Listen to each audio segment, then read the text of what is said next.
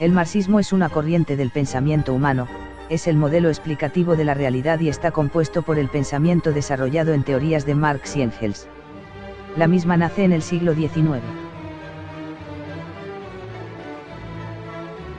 El impulsor más importante de este movimiento fue Karl Marx, nacido en Prusia en 1818, fue un filósofo, intelectual y militante comunista alemán.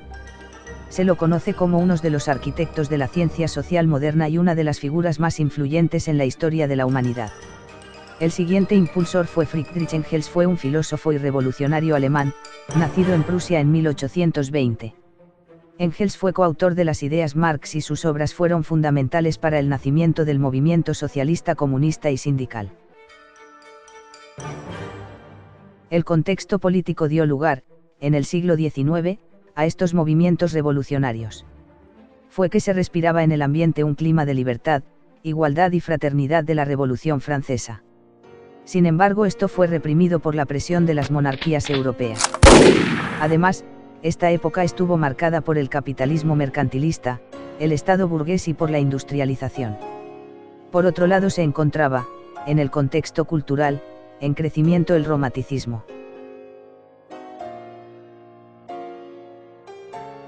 Los componentes centrales del modelo teórico explicativo son 4.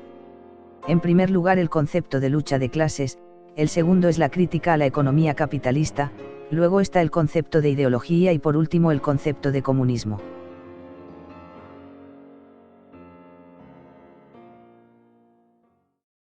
Materialismo histórico.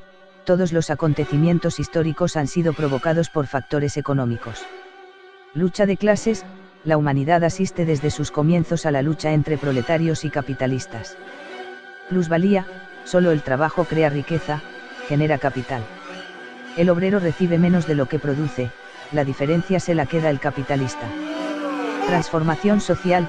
Los capitalistas son cada vez más ricos y menos, mientras que los proletarios son mayoría y más pobres. El aparato productor. El obrero es el que crea las cosas, el Estado el que le da las herramientas ya que son su propiedad. Tenía como concepto que el estudio de la economía era vital para conocer a fondo el devenir social. La misma trata las relaciones sociales y económicas considerándolas entrelazadas.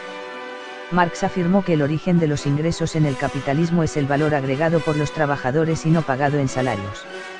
Este filósofo se basó en los economistas políticos más conocidos de su época, y afirma que el origen de la riqueza era el trabajo y el origen de la ganancia capitalista era el plustrabajo no retribuido a los trabajadores en sus salarios. Fundamenta y acusa al modelo de producción industrial capitalista de alinear a los trabajadores, esto se debe a que se ignora el producto final, y por lo tanto, la razón de su actividad.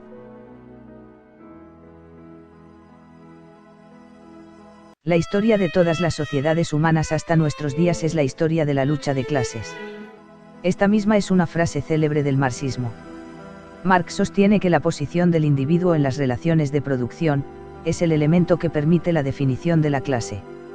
También considera que para que no haya una clase social marcada debe haber una conciencia de clase y que los personajes principales en la lucha de clases son, de la época capitalista, la burguesía y el proletariado. La contribución fundamental de Marx en este concepto, es haber demostrado que la lucha de clases no se extingue en la Revolución Francesa, sino que se prolonga hasta la era capitalista.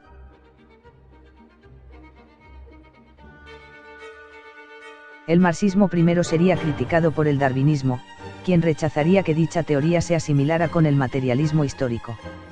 Y otros de sus críticos fue Sigmund Freud, quien llegaría a decir que las obras de Marx, como una fuente de revelación, han tomado el lugar de la Biblia y el Corán.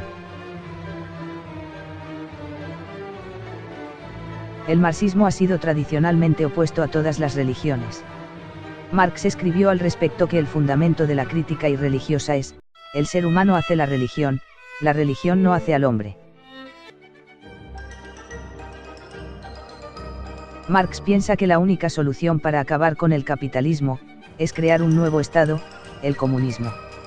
En este todo pertenecería al conjunto de la sociedad sin clases, ya que al no existir la propiedad privada no habría una división social.